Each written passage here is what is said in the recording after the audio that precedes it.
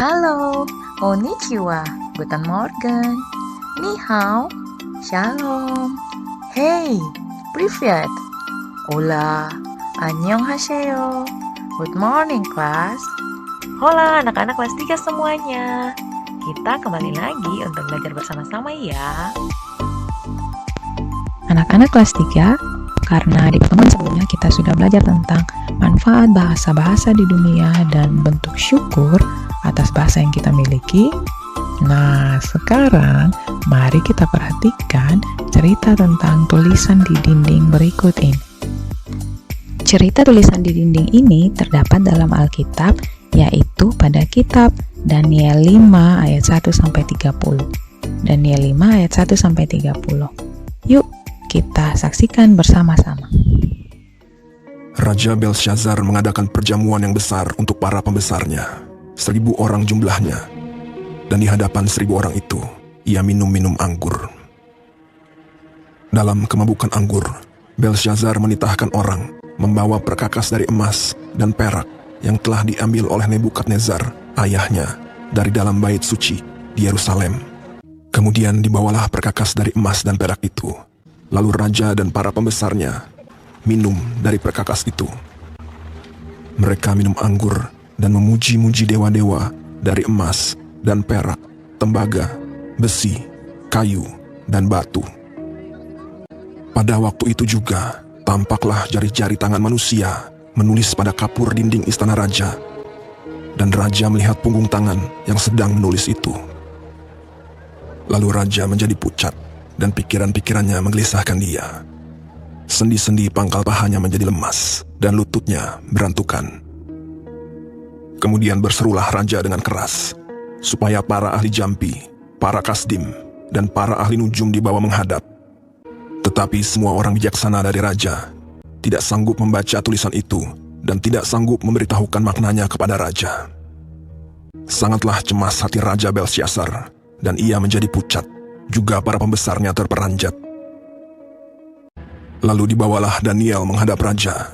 Bertanyalah raja kepada Daniel, "Engkaukah Daniel itu salah seorang buangan dari tanah Yehuda? Telah kudengar tentang engkau, bahwa padamu terdapat kecerahan, akal budi, dan hikmat yang luar biasa." Kemudian Daniel menjawab raja, "Aku akan membaca tulisan itu bagi raja dan memberitahukan maknanya kepada tuanku. Allah yang Maha Tinggi telah memberikan kekuasaan sebagai raja kepada Nebukadnezar, ayah tuanku. Tetapi ketika ia menjadi tinggi hati, dijatuhkan dari tahta kerajaannya, ia dihalau dari antara manusia, sampai ia mengakui bahwa Allah yang Maha Tinggi berkuasa atas kerajaan manusia. Tetapi tuanku Belshazzar, anaknya, tidak merendahkan diri, walaupun tuanku mengetahui semuanya ini. Tuanku meninggikan diri terhadap yang berkuasa di sorga. Perkakas dari baitnya dibawa orang kepada tuanku. Lalu tuanku serta para pembesar tuanku telah minum anggur dari perkakas itu. Tuanku telah memuji-muji dewa-dewa, dan tidak tuanku muliakan Allah. Maka inilah tulisan yang tertulis itu. Mene, Mene, Tekel, Ufarsin. Dan inilah makna perkataan itu. Mene, masa pemerintahan tuanku dihitung oleh Allah dan telah diakhiri. Tekel, tuanku ditimbang dengan neraca dan didapati terlalu ringan. Peres, kerajaan tuanku dipecah dan diberikan kepada orang Media dan Persia.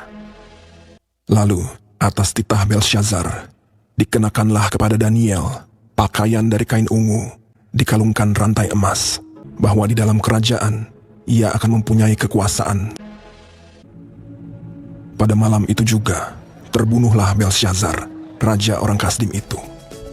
Nah, gimana ceritanya tadi? Sekarang buka buku cetak kamu halaman 16. Lalu tulis tanggal hari ini, Rabu 17 Februari 2021 pada bagian atas. Kemudian baca petunjuk yang ada pada halaman 16 ini, lalu buka Alkitab dan bacalah Daniel 5 ayat 1-30. Kamu kerjakan atau isilah kolom kuning pada halaman 16 ini. Apa maksud, arti atau makna pada tulisan tangan di dinding yang ada pada ayat tadi? Nah, hasil tulisan ini akan kita bahas saat Zoom mendatang ya. Selamat mengerjakan.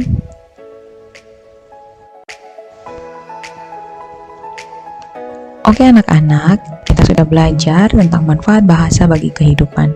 Kita pun merasakan bahwa bahasa menolong kita untuk memahami, mengerti banyak hal yang ada di sekitar kita, termasuk saat kita belajar seperti sekarang ini. Karena itu, yuk mari kita bersyukur untuk bahasa yang kita miliki dengan menggunakan bahasa yang baik dan mencintai bahasa sendiri serta menghargai bahasa orang lain juga ya. Oke, anak-anak kelas 3, sekian dulu pelajaran kita hari ini ya. Semoga kalian semua selalu bangga dan bersyukur dengan bahasa yang kita miliki. Terima kasih anak-anak semuanya. Gracia, obrigado, kamsahamnida, danke, sheshe, arigato. Thank you guys. Sampai jumpa lagi ya. God bless you all. Bye.